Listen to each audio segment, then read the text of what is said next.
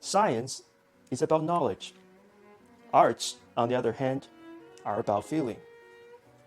Science as such is not a person and does not have a system of morality built into it, any more than a toaster does. It is only a tool for actualizing what we desire and defending against what we fear. And like any other tool, it can be used for good or ill. You can build a house with a hammer, and you can use the same hammer to murder your neighbor. Human tool makers always make tools that will help us get what we want. And what we want hasn't changed for thousands of years, because as far as we can tell, human nature hasn't changed either. Then how do we know? We know if we consult the myth and stories. They tell us how and what we feel, and how and what we feel determines what we want. Then what do we want? Here is the partial list.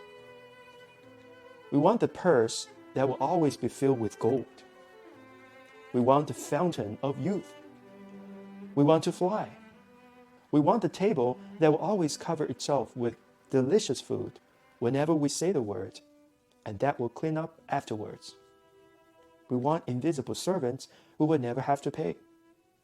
We want the 7-league boots so we can get places very quickly.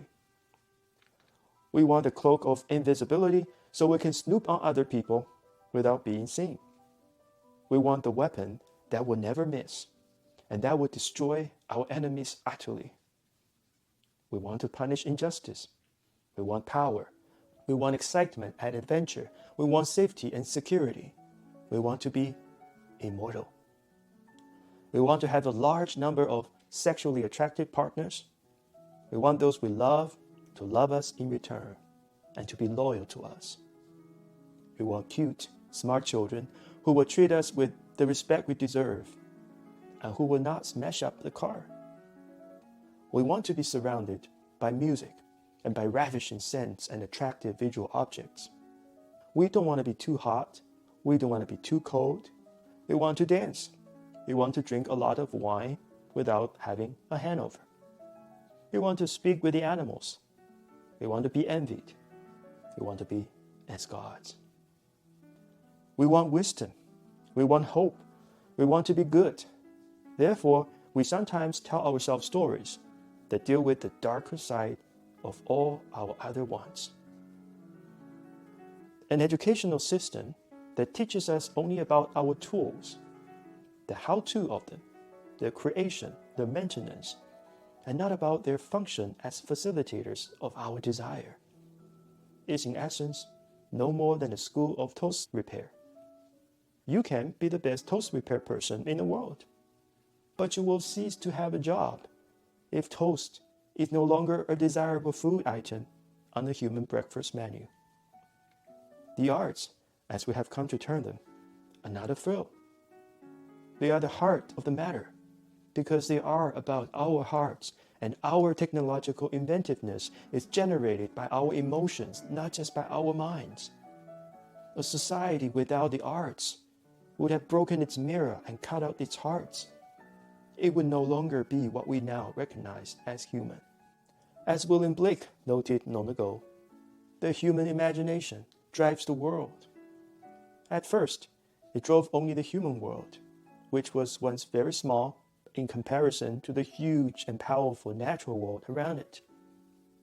Now, we're next door to being in control of everything except the weather. But it's still the human imagination in all its diversity that directs what we do. Literature is an uttering or outering of the human imagination. It lets the shadowy forms of thought and feeling, heaven, hell, monsters, angel, and all, out into the light, where we can take a good look at them and perhaps come to a better understanding of who we are and what we want and what the limits to those wants may be. Understanding the imagination is no longer a pastime or even a duty, but a necessity. because increasingly we can imagine it, it will be able to do it. Or we will be able to try it, at least. We've always been good at letting cats out of bags and genie out of bottles and plagues out of Pandora box. We just haven't been very good at putting them back in the game.